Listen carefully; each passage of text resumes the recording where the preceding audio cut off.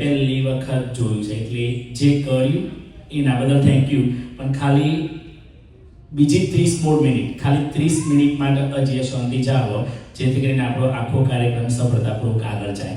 અને બીજી એક અનાઉન્સમેન્ટ એ હતું કે જ્યારે પાણીની બોટલ તમે યુઝ કરો ને તો મેક શ્યોર કે તમે આખી બોટલ યુઝ કરો. એક ઘૂંટો પીને પછી મેલી ના દેતા. એટલે પાણીની બોટલ આખી યુઝ કરજો, બરાબર? આ બે વસ્તુ મેં ખાલી ધ્યાન રાખજો. પ્રણામ. તો થોડા વોલેન્ટિયર આગળ આવી જાય અને જે બધાને આપણે પ્રશ્નો લખવા માટે ચિઠ્ઠીઓ આપી હતી એ બધા અહીંયા લઈને આવે તો આપણે પ્રશ્નોને એક પછી એક પૂછીશું. એક નાનકડી સ્ટોરી હું તમારી વચ્ચે શેર કરવા માંગુ છું કે તમને ખબર હશે કે આખા અમેરિકામાં ભારતની સંસ્કૃતિ અને ભારતના વેદોની ગુંજાયમાન કરી હતી એક શખ્સે. એનું નામ છે સ્વામી વિવેકાનંદ, જેમનું બાળપણનું નામ હતું નરેન્દ્રનાથ. તો નરેન્દ્રનાથને બહુ જ પ્રશ્ન થતા હતા. તો એમના મિત્રોએ એમને કીધું કે તમે રામકૃષ્ણ પરમહંસ જોડે જાઓ. તો સ્વામી વિવેકાનંદજી રામકૃષ્ણ પરમહંસ જોડે જાય છે અને રામકૃષ્ણ પરમહંસ એ વખતે ધ્યાનમાં બેઠેલા હોય છે. તો હવે જ્યારે સ્વામી વિવેકાનંદજી રામકૃષ્ણ પરમહંસને પ્રણામ કરે છે ત્યારે રામકૃષ્ણ પરમહંસ એમની આંખો ખોલે છે. અને જ્યારે તે આંખો ખોલે છે ત્યારે સ્વામી વિવેકાનંદજી એમને પ્રશ્ન પૂછે છે કે તમે આંખો બંધ કરી છે તો કશું દેખાય છે કે બસ ખાલી એમ જ બંધ કરી છે? સીધો એકદમ નિશ્ચલતાપૂર્વક પ્રશ્ન પૂછે છે. એમની ક્યુરિયોસિટી હોય છે, એમની અંદર જિજ્ઞાસા હોય છે પરમાત્માને જાણવાની. કહે છે કે તમને આંખો બંધ કરો છો ત્યારે કશું દેખાય છે કે બસ ખાલી બંધ કરીને બેઠા રહો છો? તો રામકૃષ્ણ પરમહંસ સ્વામી વિવેકાનંદની સામે જોઈ રહે છે અને એનો જવાબ આપતા કહે છે કે નરેન્દ્ર, જેટલી સ્પષ્ટતાથી, જેટલી ક્લિયરિટીથી હું તને જોઈ શકું છું, તારી જોડે ટોક કરી શકું છું, એટલી જ સ્પષ્ટતાથી હું ઈશ્વરને પણ જોઈ શકું છું અને ઈશ્વર જોડે વાત પણ કરી શકું છું. આ જવાબ સાંભળી અને સ્વામી વિવેકાનંદ દંગ રહી જાય છે અને પછી આગળ જતા તેમને ગુરુ બનાવે છે. તો જેવી રીતના સ્વામી વિવેકાનંદજીને એમના આગળના શરૂઆતનો જે દોર હોય છે એમાં ક્યુરિયોસિટી હોય છે, એમ તમને પણ ક્યુરિયોસિટી હોય, જિજ્ઞાસા હોય તો નિસંકોચ થઈને પ્રશ્ન પૂછજો. ડોક્ટર પ્રવીણજી રાજ સમાજની કૃપાથી, સદગુરુના આશીર્વાદથી તમારા પ્રશ્નનો જવાબ આપવાનો પૂરો પ્રયાસ કરશે. પછી આ પ્રશ્નોત્તરી પછી આપણે બધાને ફ્રી બુક આપીએ છીએ. એમાં એક તમસ્કે પાર, બૌદ્ધ મંજરી એન્ડ મંદિર યા ગુરુકુળ. તો પર ફેમિલી દીઠ અમે એક સેટ આપવાના છીએ, તો તમે લીધા વગર જતા નહીં કોઈ. તો હવે બધા ચિઠ્ઠીઓ લાવે અને આપણે એક પછી એક પ્રશ્ન પૂછીશું.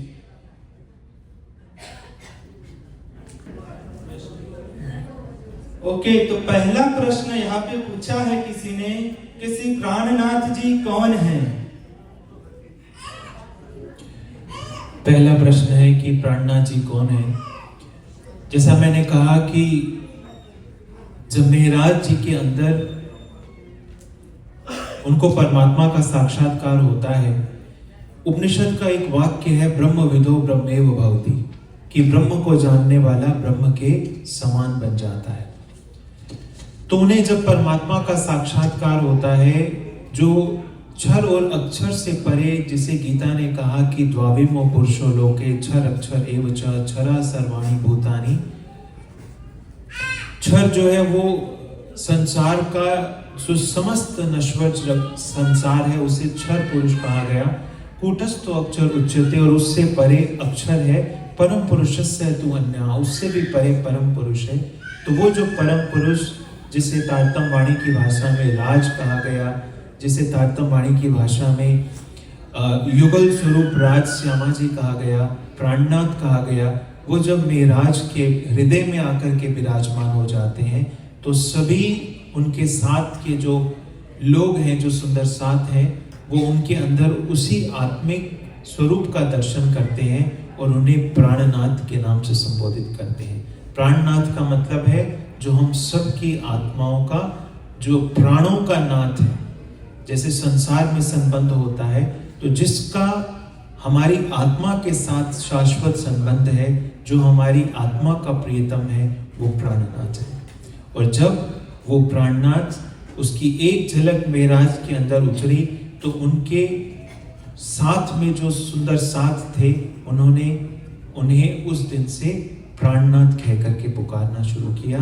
प्राणनाथ उनके शरीर का नाम नहीं था, जो उनके भीतर परम तत्व जो उतरा था, उसे प्राणनाथ कह करके संबोधित किया गया। ओके, दूसरा प्रश्न है, गीता में कहा गया है कि ईश्वर सर्वभूतानां हृदय देशे तिष्ठति अर्जुन, यानी कि ईश्वर सभी के दिल में है। अगर ऐसा है तो जो पाप करता है उसके दिल में भी ईश्वर है, और जहां पर पाप होता है वहां पर भी ईश्वर होता है। तो क्या ये ईश्वर करता है? हम सबके भीतर जो चेतना है, जो आत्मा है, आत्मा निर्मल है। सांख्य दर्शन के अंदर एक सूत्र आता है जिसमें कहा गया है सप्तक मणि वा। सप्तक मणि, जैसे आपने एक मणि को देखा होगा, एक आपने हीरे को देखा होगा, उसका क्या रंग है? उसका कोई रंग नहीं होता। लेकिन यदि उस सप्तक मणि को आप लाल गुड़हल के फूल के पास रखेंगे तो वो कैसी दिखेगी?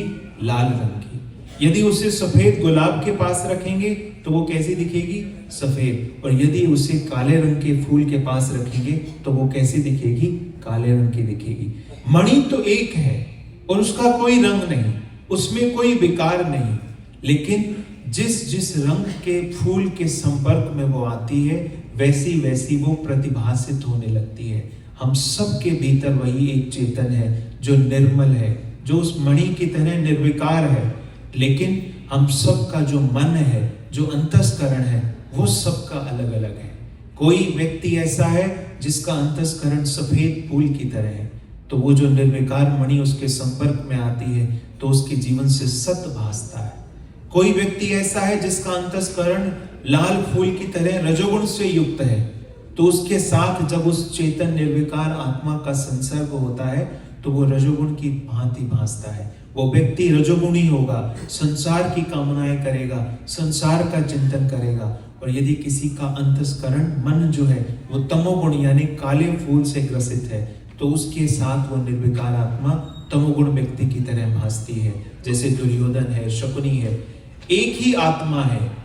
वही आत्म अंश जो है योगेश्वर श्री कृष्ण में है, वही अर्जुन में है, वही धृतराष्ट्र में है, वही दुर्योधन में है और वही शकुनी में है। लेकिन योगेश्वर श्री कृष्ण तीनों गुणों से परे त्रिगुणातीत है, वो निर्मल चेतन भासता है। लेकिन शकुनी जो है, दुर्योधन है, वो काले रंग के तमोगुण के मन को और अंतस्करण को लिए हुए हैं, तो वही निर्विकार आत्मा उनके अंदर काले रंग की भासने लगती है। तो आत्मा सबकी एक है, निर्विकार है, उसमें कोई रंग नहीं। लेकिन हम सबके मन, हम सबके अंतस्करण और हम सबके संस्कार अलग अलग हैं, इसीलिए हम सबका व्यवहार अलग अलग है। कोई सतोगुणी है, कोई रजोगुणी है, तो कोई तमोगुणी। कितनी योनियां हैं और इंसान मरने के बाद कौन सी योनि में जाता है, यह कैसे तय होता है?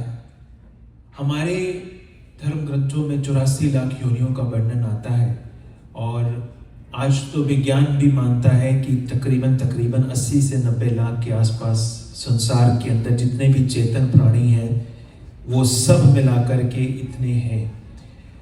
जब हम शरीर को छोड़ते हैं तो क्या होता है? गीता में एक बात कही गई है जो बहुत सुंदर है कि जिस समय आप इस शरीर को छोड़ते हैं उस समय जो आपकी अवस्था होती है तो वैसा ही जीवन आपको प्राप्त होता है। इसका मतलब क्या है?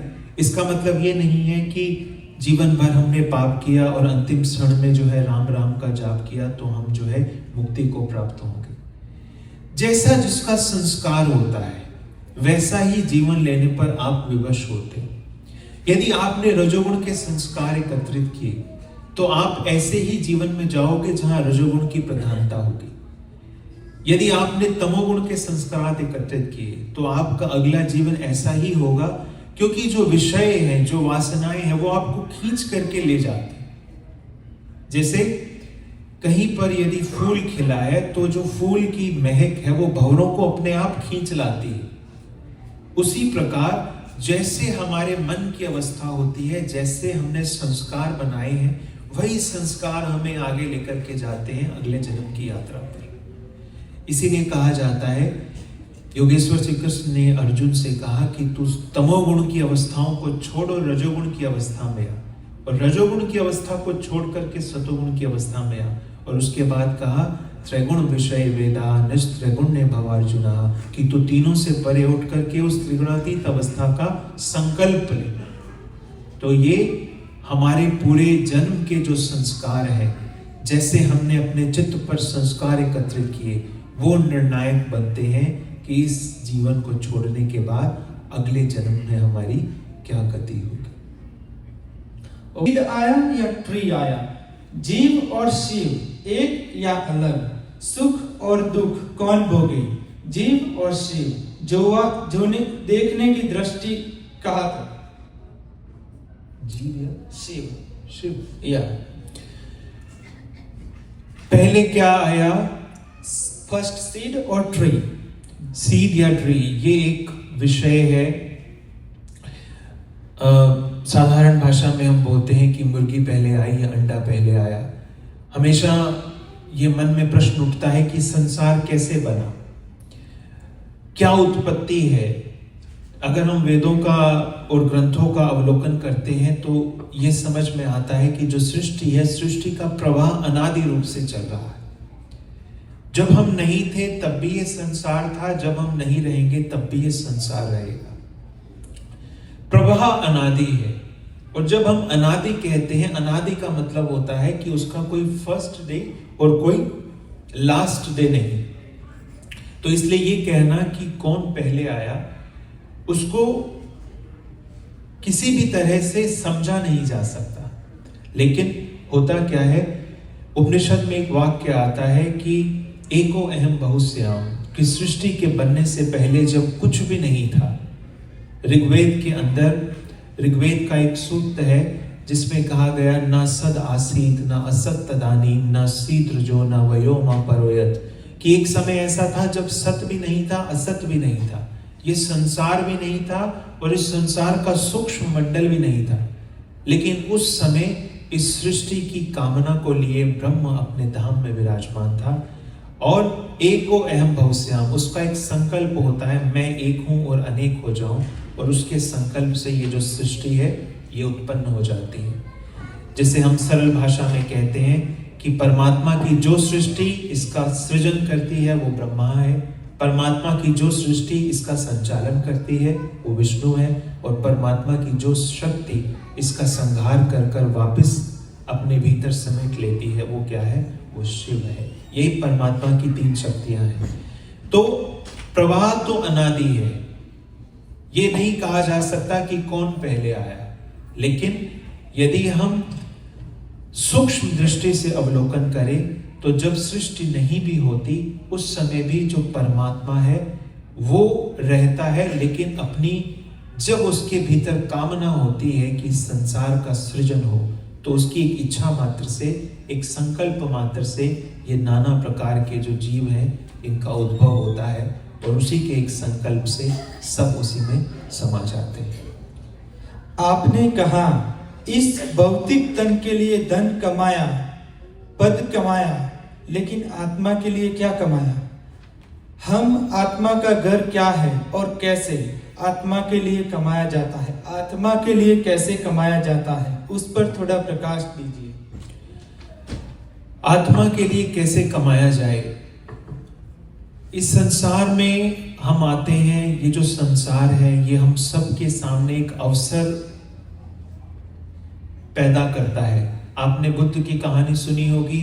जब बुद्ध का जन्म हुआ तो ज्योतिषियों ने घोषणा की कि इसकी दो नियति है, या तो ये एक महान व्यक्ति बनेगा बुद्ध, या एक ये महान राजा चक्रवर्ती सम्राट बनेगा। ये कथा आपने सुनी होगी। ज्योतिष ने कहा कि इसके इस बालक के दो भविष्य हो सकते हैं, या तो ये चक्रवर्ती राजा बनेगा या ये बुद्ध बनेगा। अगर ये राजा बनेगा तो भी उसके शिखर को छुएगा, और यदि ये सन्यासी बनेगा तो भी बुद्धत्व के शिखर को छुएगा। ये कोई बहुत बड़ी बात नहीं थी। इस संसार में जो भी व्यक्ति जन्म लेता है उसके सामने यही दो विकल्प होते हैं, या तो वो संसार को कमाने जाए और उसकी सबसे अंतिम परिणति क्या है कि संसार में ऊंचे से ऊंचे पद पर प्रतिष्ठित हो जाए, और दूसरी नियति क्या है कि वो अपने आत्मिक कल्याण की चाहना के लिए निकले। और आत्मिक कल्याण की चाहना के लिए हमें क्या करना चाहिए? जैसा मैंने कहा कि पुण्य पाथेय क्या है, आपकी आत्मिक संपदा क्या है, उसके लिए मैं कहूंगा कि आप सब लोग मिलकर, आप सब लोग महान पुरुषों की जीवनी को पढ़ें, उनके चरित्र को पढ़ें। आप धर्म ग्रंथों का अवलोकन कीजिए। यदि किसी को वेद समझ नहीं आता, उपनिषद समझ में नहीं आता, गीता की वाणी में योगेश्वर श्री कृष्ण ने जीने के अनमोल सूत्र दिए हैं। किस तरह से सम अवस्था में रहे, किस तरह से हम एक प्रज्ञा की अवस्था को प्राप्त हो, और किस तरह से इस संसार में रहते रहते इस संसार के सुख और दुख के भाव से परे होकर के, जैसे योगेश्वर श्री कृष्ण अर्जुन से कहते हैं कि सम दुखा सुखा, कि तू दुख और सुख के अंदर सम की भावना कर, हानि और लाभ के अंदर सम की भावना कर, तू यश और अपयश में सम की भावना कर, तू संसार के सुखों और दुखों में एकस्त होकर के जीना सीख। तो ऐसी अनेक शिक्षाएं हैं। तो इन सब बातों को और इस ज्ञान को जब आप पढ़ेंगे तो आपके भीतर जो चेतन तत्व बैठा है, जैसे मैंने कहा कि वो पूरी तरह से खिलेगा। तो जिन चीजों में, जिन बातों में आज आपको दुख लगता है, जो चीजें आज परेशान करती हैं, जो संसार चारों तरफ खींचता है, संसार की वासनाएं, काम, क्रोध, लोभ, मोह, इन सब में हम चारों तरफ से बंधे हुए हैं। जैसे जैसे भीतर चेतना का प्रकाश होता है, ये सारे बंधन ढीले पड़ने लगते हैं, और एक दिन ऐसी अवस्था आती है कि जैसे कीचड़ में कमल खिलता है, उसी तरह से आप देखेंगे कि हूं तो संसार में, लेकिन हृदय के भीतर एक परम शांति है, हृदय के भीतर एक परम आनंद है, और वो जो हृदय का आनंद है, हृदय की शांति है, वो आपकी आत्मा का धन है। आज आपको लगता है कि चारों तरफ अशांति है, जो मार्ग मैं कह रहा हूं उस रास्ते पर चलो। 1 साल बाद, 2 साल बाद अगर आपको लगे कि अब हृदय में शांति आने लगी है, अब हृदय में संतोष आने लगा है, अब हृदय में आनंद आने लगा है, अब सतोगुण के विचार उठने लगे हैं, तो आप समझिए कि अब आपका आत्मिक धन एकत्रित हो रहा है, और वही वास्तव में आपका पुण्य पाथेय है और वास्तविक संपदा है। नेक्स्ट जनरेशन को कैसे बचाया जाए? नेक्स्ट जनरेशन, अलग अलग से नाम आजकल तो हम दे रहे हैं, जेनजी कहा जाता है, कि जो अभी छोटे बच्चे हैं। आपने देखा होगा कि सोशल मीडिया का ज़माना है, स्कूलों में भी जो है बच्चों को गैजेट्स दिए जाते हैं, एक छोटी आयु से ही जो है उन सबको मल्टीमीडिया का एक्सपोजर है, और इतना सब कुछ उसके ऊपर अवेलेबल है। आप बच्चे के दिमाग में घुस पाए उससे पहले वो सब उसके दिमाग में प्रवेश कर जाता है।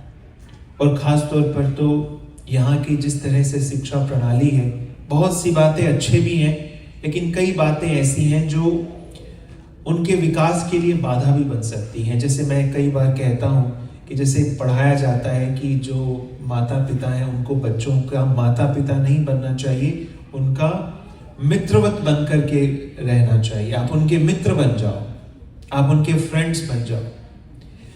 लेकिन जो एक प्रणाली है, माता पिता के पास एक अनुभव है। आप बच्चे को डांटते भी हैं, मारते भी हैं, उसको डांट झपड़ भी करते हैं, तो उसके पीछे एक भावना है कि उसका भविष्य जो है आगे सुधरे। यदि आप पूरी तरह से इस सिद्धांत को स्वीकार कर लेंगे कि नहीं, हमें तो बच्चे का फ्रेंड बन करके ही रहना है, माता पिता का रोल हमें नहीं निभाना, तो उसका कारण क्या होगा कि आप तो फ्रेंड बन जाओगे, लेकिन उसके जो मित्र हैं, उसके जो फ्रेंड्स हैं, फिर वो उसके माता पिता बन जाएंगे। फिर वो जैसा उसको समझाएंगे, जैसा सिखाएंगे, वो वैसा चलेगा। तो आप ये निश्चित कीजिए कि ये जो सोशल मीडिया, ये जितने भी बाहर के सोर्सेज हैं उसके भीतर पहुंच करके, क्योंकि बच्चा तो मिट्टी के लोथ के समान है, जैसा उसको आकार दिया जाएगा वो ऐसा आकार दे देगा। आपको लग रहा है कि अभी तो छोटा है, चलो कोई नहीं, खेलने दें, अभी उसको टीवी देखने दें, अभी उसको मोबाइल दे दिया। माँ बाप सोचते हैं कि मेरा समय बर्बाद करेगा, उससे अच्छा मोबाइल दे दो, 2 घंटे कम से कम हमें परेशान नहीं करेगा। लेकिन उस 2 घंटे के मोबाइल देखने में जो इतनी सारी इंफॉर्मेशन उसके छोटे से कंप्यूटर में चली गई, अब वो प्रोसेसिंग होती रहेगी। और जब तक आपको समझ आएगा कि अब टाइम है कंट्रोल करने का, तब तक वो जो मिट्टी का लोथ है उसको अब एक शेप मिल चुकी है। अब एक बार घड़ा पक जाए तो फिर आप उसको दोबारा उसी मिट्टी से तो नहीं बना सकते, तो उसे तोड़ना ही पड़ेगा। तो इससे पहले कि ये जो बाहर की दुनिया है वो उसको एक आकार दे, आप उसके भीतर प्रवेश करो और उसको आकार दो। ये सब चीजें सहायक हैं। आप उसको सोशल मीडिया पे दिखाओ तो ऐसी चीजें दिखाओ जिससे उसके भीतर कोई प्रेरणा जागे, जिससे उसके भीतर कोई कला पैदा हो, उसके अंदर कोई क्रिएटिविटी पैदा हो। आप उसको सिखाएं, आप उसको समझाएं, और इस बात को सदैव स्मरण रखें कि आप माता पिता हो और आपको माता पिता ही बनना है। तो मुझे लगता है कि इस तरह से हम जो है उनको एक बेहतर इंसान भी बना सकते हैं, एक नागरिक भी बना सकते हैं, और उनके भविष्य को भी संवार सकते हैं। मन और अंतर्मन में क्या डिफरेंस है? अंतर्मन नाम का कोई शास्त्रीय शब्द नहीं होता, अंतस्करण होता है। तो अंतस्करण दर्शन की भाषा में, सांख्य दर्शन में अंतस्करण के 4 अंग हैं। अंतस्करण जो है 4 भागों से मिलकर के बना है, जिसे कहा जाता है मन, चित्त, बुद्धि और अहंकार। ये सब बातें शास्त्रीय हैं, मैं ज्यादा गहराई में नहीं जाऊंगा। जैसे आप बैठे हैं, सोच रहे हैं, आपके मन में विचार आया कि मैं मिठाई खाऊं, तो ये विचार कहां से आया? ये मन से आया। तो आपके भीतर चेतना का जो हिस्सा ये कह रहा है कि खाऊं, वो क्या है? वो मन है। अब वो क्यों आया? क्योंकि आपने इससे पहले अनेक बार मिठाई खाई है, आपको पता है कि मिठाई में रस है, इसलिए एक मेमोरी है, एक इंफॉर्मेशन है, एक स्टोरेज है। तो वो क्या है? वो आपका चित्त है। लेकिन आपके मन में विचार उठ रहा है कि मिठाई खाऊं, लेकिन आपको फिर याद आता है कि मुझे तो डायबिटीज है। फिर बुद्धि कहती है कि मिठाई नहीं खानी। तो आपकी चेतना का जो हिस्सा उसको कह रहा है कि नहीं खानी, वो क्या है? वो बुद्धि है। और इस सब में जो मैं हूं कि मैं खाऊं, मैं ना खाऊं, वो जो मैं है वो क्या है? वो अहम है। तो ये मन, चित्त, बुद्धि और अहम, ये चारों मिलकर के दर्शन ने कहा कि ये जो चारों चेतनाएं जो आपके भीतर चल रही हैं, ये क्या है? ये आपका अंतस्करण है। तो अंतस्करण के 4 हिस्से हैं, जिसमें एक मन है। मेरा मन ध्यान में, चितवन में स्थिर नहीं होता है। मन को स्थिर कैसे किया जाए? मन को स्थिर कैसे किया जाए, ध्यान में कैसे बैठा जाए? एक बात मैं आपसे पूछना चाहूंगा कि यदि हम जिस भी चीज का अभ्यास करते हैं, हम उसमें बहुत अच्छे बनते जाते हैं। जैसे महिलाएं बैठी हैं, आपने जब पहली बार रोटी बनाई होगी तो वो कैसी बनी थी, लेकिन धीरे धीरे अभ्यास हो गया तो वो गोल रोटी बनती गई। पुरुष बैठे हैं, आपने जब पहली बार कार चलाना सीखा था, तब क्या होता था कि आप पूरे चौकन्ने होकर के बैठे हैं कि साइड से कोई आ रहा है कि नहीं आ रहा, आपके कंधे तने हुए हैं, आपकी आंखें बिल्कुल सामने हैं, कोई साथ में बैठ कर के बोल रहा है तो वो क्या कह रहे हैं कि अभी बात मत करो मेरे साथ। और आप हमेशा सोच रहे हो कि ABC, एक्सेलरेटर कहाँ है, क्लच कहाँ है, ब्रेक कहाँ है, कब कौन सा दबाना है। मन में हमेशा भय बना हुआ है कि जब ब्रेक दबाना है तो वहां पर एक्सेलरेटर ना दब जाए। लेकिन धीरे धीरे अभ्यास होता है तो फिर क्या होता है कि अब वो आप सोचते नहीं हो कि अब एक्सेलरेटर यहाँ है, इसको दबाना है, अब इसको ब्रेक को, वो अपने आप दबता है। फिर एक अवस्था ऐसी आती है जब आपके साथ में कोई बैठा है, आप बातें भी कर रहे हैं। फिर एक अवस्था ऐसी आती है जब स्क्रीन पर टीवी चल रहा है तो आप टीवी देखते देखते भी गाड़ी चलाते हैं। और कई बार तो लोग सो भी जाते हैं तो भी गाड़ी चल रही होती है। तो ये क्या है कि आपने अभ्यास किया, शुरू में कैसी अवस्था थी और बाद में कैसी। तो जिस भी चीज का अभ्यास किया जाता है हम उसमें प्रवीण बनते जाते हैं, क्योंकि हम अभ्यास करते हैं 23 घंटे संसार का और 1 घंटा ध्यान में बैठते हैं। तो 23 घंटे किसका अभ्यास है? संसार का। और 1 घंटा किसका अभ्यास है? ध्यान का। तो कौन जीतेगा? संसार जो है 23 गुना ज्यादा भारी है आपके मन पर।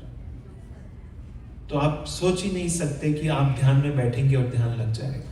समय देना पड़ता है, समय दीजिए, धीरे धीरे मन नियंत्रित होता है। आप धर्म ग्रंथों का अध्ययन कीजिए, चिंतन मनन कीजिए, अपने आहार को सात्विक बनाइए। आपका आहार सात्विक हो, आपके विचार सात्विक हो, आपका व्यवहार सात्विक हो। एक शांत मन में ही हमेशा चंद्रमा का प्रतिबिंब उतरता है। यदि झील में लहरें हैं तो कभी चंद्रमा का प्रतिबिंब नहीं बन सकता। जिस दिन मन शांत होगा उस दिन वो जो परमात्मा रूपी चंद्र है उसका प्रतिबिंब उसमें झलक जाएगा। माला में मोती 108 ही क्यों होते हैं? माला में मोती 108 क्यों होते हैं? ये अलग अलग तरह से इसकी व्याख्याएं की जाती हैं। तारतम्य वाणी में भी इसकी एक सुंदर व्याख्या देखने को मिलती है कि 3 तरह से लोग ध्यान करते हैं या बातों को सुनते हैं। 3 तरह से लोग आते हैं और 3 ही तरह के माध्यम से वो जीवन में इन सब बातों को ग्रहण करते हैं। और इसके बाद ये 81, इसको अगर आप गुणा करेंगे तो 81 जो है वो बन जाएंगे। और फिर उसके बाद 82वां पक्ष जो है वल्लभाचार्यों का जो मार्ग होता है उसका होता है। और उसके बाद जो 25 पक्ष जो अनादि परम धाम है, जिसे तारतम्य वाणी में 25 पक्षों की संज्ञा दी गई है, तो इन सबको जब आप जोड़ते हैं तो 108 बनते हैं। तो उसकी एक गणना है।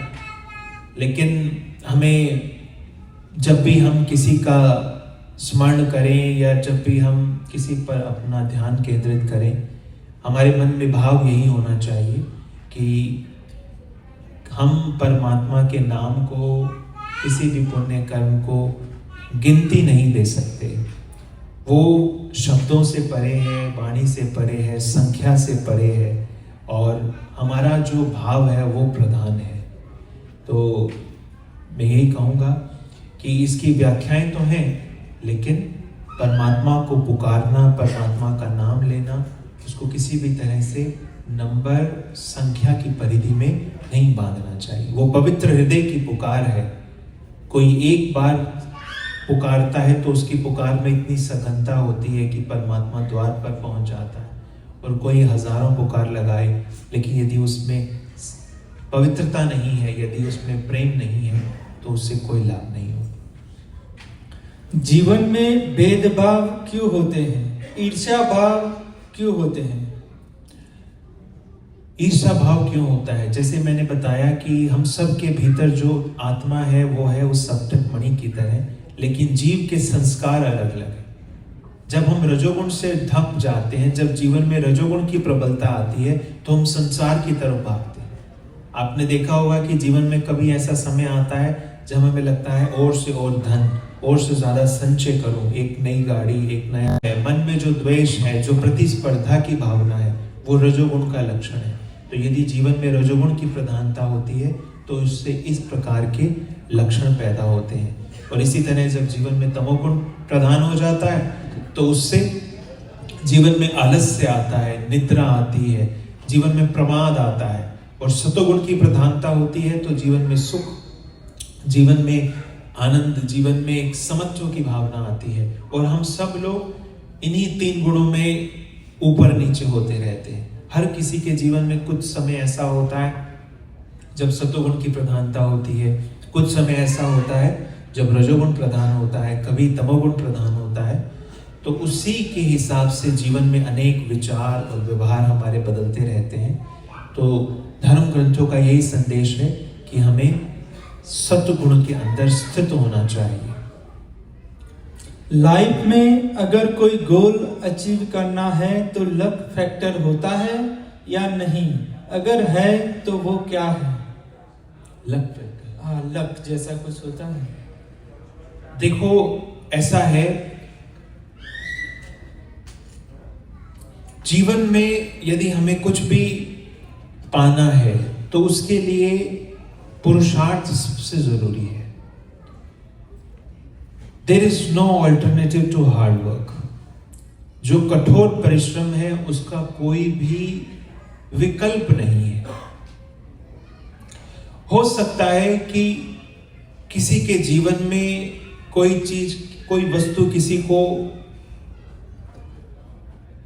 शीघ्रता से प्राप्त हो जाए, जैसे वेद में कहा है कि पक्तारम पक्वा पुनः आविशाति नूनम पात्रम निहितम नायतत, कि जो भी हम कर्म करते हैं, ये जो अस्तित्व है ये बहुत समझदार है। ये सब जैसा आप करते हैं वो आपकी झोली में पक करके तुरंत वापस पहुंच जाता है। तो लक का मतलब ये नहीं होता कि पहले से लिखा हुआ है कि यही आपको मिल जाएगा। कई बार परिस्थितियां ऐसी बनती जाती हैं कि हमें लगता है कि ये हमारे भविष्य में पहले से ही लिखा हुआ था, लेकिन 1%, 2% ऐसी जो भी बातें होती हैं उसको देख करके हमें अपने पुरुषार्थ को कम नहीं आंकना चाहिए। हमारा पूरा का पूरा भरोसा होना चाहिए अपने पुरुषार्थ पर। एक बात को हम गांठ बांध लें कि जीवन में कुछ भी पाना है तो उसके लिए तप करना पड़ेगा, चाहे आपको संसार में, चाहे आपको अध्यात्म में। कुछ भी पाना है आपको तप करना पड़ेगा, योग करना पड़ेगा। गीता में योगेश्वर श्री कृष्ण भी अर्जुन से कहते हैं कि योगस्तु कुरु कर्माणि, कि तू योग कर, तू तप कर। अर्जुन के सामने योगेश्वर श्री कृष्ण है जिसे हमने पूर्णावतार कहा है। योगेश्वर श्री कृष्ण को धृतराष्ट्र की सभा में जंजीरों में बांधने का प्रयास किया गया, उनके एक संकल्प बल से सारी जंजीरें टूट गई। लेकिन वो अर्जुन को क्या शिक्षा देते हैं कि चमत्कार नहीं, तेरे जीवन का संघर्ष है, तू परिश्रम कर, तू संघर्ष कर। योगेश्वर श्री कृष्ण के पास ऐसी योग विद्या है कि वो चाहें तो युद्ध में सबको सम्मोहित कर सकते हैं, लेकिन उनके पास ऐसा सामर्थ्य है कि वो द्रौपदी की रक्षा करते हैं। पूरी सभा सोचती है कि नारी बीच साड़ी है कि साड़ी बीच नारी है। जो ऐसा चमत्कृत व्यक्ति है, जो ऐसा अनेक प्रकार की माया का स्वामी है, लेकिन उसके सामने उसका परम मित्र है, परम सखा है, तो योगेश्वर श्री कृष्ण अर्जुन से क्या कहते हैं कि तू कर्म कर, तू पुरुषार्थ कर, तू योग कर, तू तप कर।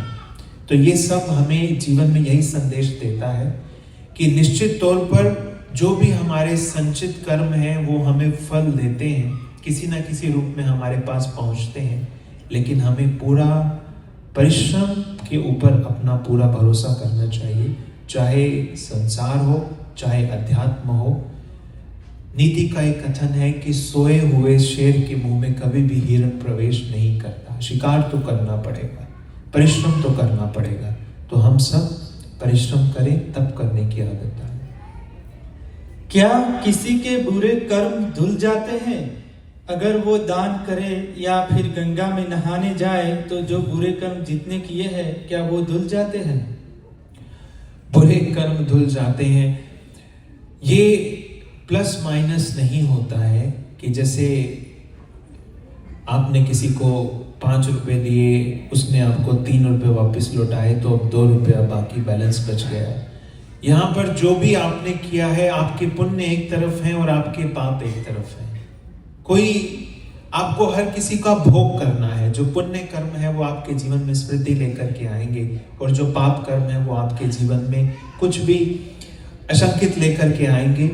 लेकिन इस बात को इस तरह से समझा जा सकता है कि व्यक्ति को हमेशा पुण्य कर्म करने की तरफ अग्रसर होना चाहिए।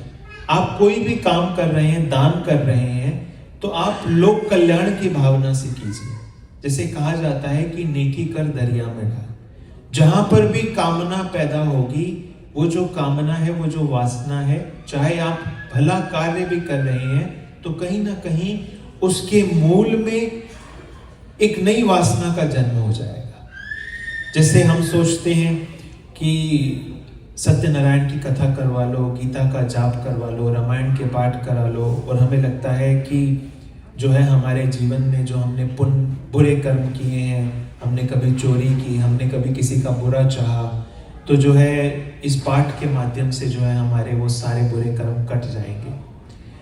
मुझे कई बार सोच कर के ये विस्मय भी होता है कि आप भारत में तो आजकल जहाँ जाएंगे आपको राम के नारे मिलेंगे, जय श्री राम, जय श्री राम, जय श्री राम। बहुत अच्छी बात है कि आप सबकी जय जयकार बोलिए, लेकिन सबसे बड़ी बात क्या है कि मर्यादा पुरुषोत्तम श्री राम ने जो किया है उसको जीवन में तो उतारो। दो भाई एक घर में रहना नहीं चाहते, लेकिन दोनों भाइयों के घर में बड़े से बड़ा राम का दरबार सजा है। पुरुष जो है पति पत्नी के बीच में न संबंध अच्छा है, ना एक दूसरे की बात को समझते हैं, लेकिन देखा जाए तो घर में बहुत बड़ा राम जी का दरबार लगा है। जीवन में हमारे व्यभिचार है, हम कुमार्ग पर चल रहे हैं, जीवन के अंदर सत्य और असत्य में हमेशा असत्य का चयन करते हैं, लेकिन सबके घरों में आपको किताबों का ढेर मिलेगा, गीता मिलेगी, रामायण मिलेगी। हमें ये विचार करना है कि किताब को पूजने से ज्यादा जरूरी है कि उस किताब में जो चरित्र है उसको जीवन में उतारना। दो चीजें होती हैं, लोग चित्र को घर ले आते हैं और चित्र को पूजने लगते हैं। आप सबके घरों में भी देवी देवताओं की मूर्तियां होंगी। हमें ये सोचना है कि ये चित्र की तो मैं पूजा करता हूं, लेकिन इस चित्र ने चरित्र को जिया है, उस चरित्र की भी मैं पूजा करूं। और उस चरित्र की पूजा क्या है? उसे अपने जीवन में उतारना। जैसे जो राम का भक्त है, मर्यादा पुरुषोत्तम श्री राम के, वो सीखे मर्यादा पुरुषोत्तम श्री राम के जीवन से कि माता के एक कथन पर जो है वो निकल पड़ते हैं 14 वर्ष के वनवास पर। एक दिन पहले श्री राम को कहा जाता है कल तुम्हें राजा बनाया जाएगा। उनके चेहरे पर कोई खुशी नहीं। अगले दिन क्या कहा जाता है? राजा तो नहीं बनाया जाएगा, जंगल में जाना पड़ेगा। कोई उदासी नहीं। 14 साल तक वन में रहे। आप सोचो कि जो वन में रहता है, सीता ने हमेशा फूलों की सैया पर अपने पांव रखे, लेकिन वो अपने पति के साथ नंगे पांव 14 बरस जो है वनवास में जाती है। एक ऐसा सुंदर उदाहरण प्रस्तुत किया है पूरे भारत के समक्ष कि एक आदर्श गृहस्थ कैसा हो, एक परिवार कैसा हो, लेकिन उसको कोई परिवार में नहीं उतारना चाहता। उस चरित्र को हम परिवार में नहीं उतारना चाहते। हमें लगता है कि बड़े से बड़ा मंदिर बना दो, बड़ी से बड़ी मूर्ति बना दो, बड़े से बड़े चित्र सजा दो तो राम जी की जय जयकार हो जाएगी। नहीं, जब तक हम उस चरित्र को जीवन में नहीं अपनाएंगे तब तक ज्यादा लाभ नहीं होगा। तो हम कोई भी काम करें, हम इस भावना से केवल उसको बाह्य दृष्टिकोण तक सीमित ना रखें, पूजा तक सीमित ना रखें। भावना ये हो कि चरित्र बदले। दान दे रहे हैं तो इस भावना से नहीं कि भैया पुण्य पाप कर्म किए थे, पुण्य कर्म जो दान करने से कुछ कम हो जाएंगे, आप दान दो इस भावना से। उपनिषद का एक मंत्र है, ईशावास्य उपनिषद का पहला मंत्र है जो कहता है तेन तत्तेन भुंजिता, कि त्याग पूर्वक दान करो। आप जब किसी को दान दो, आपके मन में यह भावना हो कि हे परमात्मा, तुमने मुझे दिया, तुम्हारा बहुत बहुत आभार। अपने सामर्थ्य के अनुसार अब मैं किसी दूसरे को देता हूँ। जैसे तुमने मुझे दिया, मैंने किसी दूसरे को दिया। जब परमात्मा हमें देता है तो हमसे कुछ मांगता नहीं है, तो उसी भावना से हम भी दें। अपने मन में कोई कामना ना रखें। आप विचार करें, जिस दिन हम निष्काम होकर के इस प्रकार के कर्म करेंगे, चारों तरफ से परमात्मा का आशीर्वाद हमारे ऊपर अपने आप बरसेगा। आप सोचते हैं कि कुछ पुण्य कर्म मिल जाएंगे, परमात्मा की कृपा बरसेगी तो पूरा जीवन बदल जाएगा। अभी 4 क्वेश्चन है और टाइम 6:10 हुआ है। करने हैं या फिर देख लीजिए, क्विकली कर ले। Okay, what is life? What is life? जीवन क्या है? जीवन क्या है? जैसे मैंने कहा कि गंगा निकलती है गंगोत्री से और उसे पहुंचना है गंगा सागर। तो गंगोत्री और गंगा सागर के बीच की यात्रा है जीवन। अनेक पड़ाव आएंगे, अनेक घाट आएंगे। नियति तो है गंगा सागर में पहुंचना, आप घाट पर रुकेंगे, घाट पर प्रतीक्षा करेंगे, अनेक पत्थर आएंगे, अनेक मार्ग आएंगे, लेकिन जीवन की सरिता रुक नहीं सकती। जीवन का जो संताप है वो मिट नहीं सकता। जीवन के अंदर जो अपूर्णता है वो कभी समाप्त नहीं हो सकती। जीवन की अपूर्णता, जीवन का संताप तभी मिटेगा जब गंगा सागर में मिलेगी। तो ये जीवन की यात्रा है, हम सब के ऊपर निर्भर करता है कि घाट बहुत आएंगे, लेकिन किसी घाट पर ठहरना नहीं है। आप हमेशा जीवन में लक्ष्य बनाइए उस गंगा सागर को, उस परमात्मा को। जीवन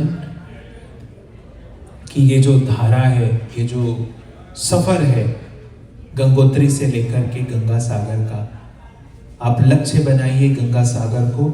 जिस दिन वो गंगा सागर में समा मिलेगी तो उसी दिन जीवन में पूर्णता आएगी। आत्मा की मुक्ति मृत्यु के बाद होती है या फिर जीते जी होती है? आत्मा सदैव मुक्त है, आत्मा कभी बंधन में नहीं पड़ती। जैसे मैंने कहा कि सप्तक मणि है, मणि के ऊपर अगर लाल रंग का फूल रखेंगे तो मणि लाल आपको दिखाई देगी, लेकिन मणि का रंग लाल नहीं है। आप फूल हटाइए, मणि तो निर्विकार है। उसी तरह से जो चेतन मेरे भीतर है, जो चेतन आपके भीतर है, जो चेतन बुद्ध के भीतर था, जो चेतन महावीर के भीतर था, वो सारी चेतनाएं एक जैसी हैं। उनमें रत्ती भर भी अंतर नहीं है। अंतर है तो केवल हमारे मन और अंतस्करण में। हम सबके भीतर जो चेतना है वो निर्विकार है, वो सदैव मुक्त है। वो मुक्त थी, मुक्त है और हमेशा मुक्त रहेगी। ये बंधन केवल जीव का है। दर्शन कहता है कि जैसे एक पक्षी है, वो एक अंडे के खोल में है, वो कोशिश करता है बाहर निकलने की। जिस दिन वो अंडा टूट जाता है, वो पक्षी फिर गगन में जो है ऊंची उड़ान भरता है। उसी प्रकार वो आत्मा है, वो केवल जीव और अंतस्करण के उस अंडे के खोल में है। जिस दिन वो मन के सारे संस्कार धुल गए, जिस दिन वो सारी चाहनाएं समाप्त हो गई, तो वो जो आत्मा रूपी पक्षी है वो उस खोल को तोड़ करके अनंत के आकाश में ऊंची उड़ान भरता है। क्या संसार में रहकर परमात्मा को पाया जा सकता है? संसार में रहकर के परमात्मा को पाया जा सकता है।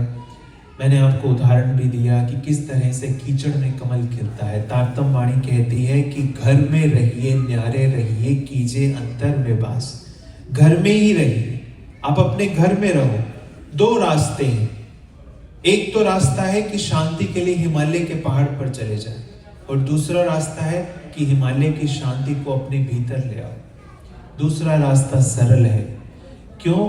क्योंकि यदि आप हिमालय पर पहुंच भी गए, आप संसार को तो छोड़ जाओगे, लेकिन मन का क्या? वो जो मन के हजारों विचार हैं, जो मन के प्रयोजन है, मन के संस्कार हैं, वो आपके साथ जाएंगे। आप कभी भी अकेले नहीं हो सकते। लोगों की भीड़ तो नहीं होगी, लेकिन आप अपने अंदर अपने ही विचारों की भीड़ में होगे। सरलतम मार्ग क्या है?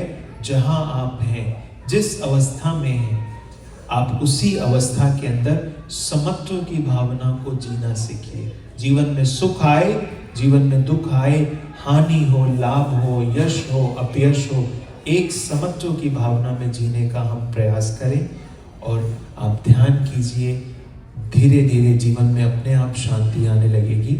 गृहस्थ में रहकर भी जिस तरह से कीचड़ में कमल खिलता है, कीचड़ में दुर्गंध है लेकिन कमल में सुगंधी है।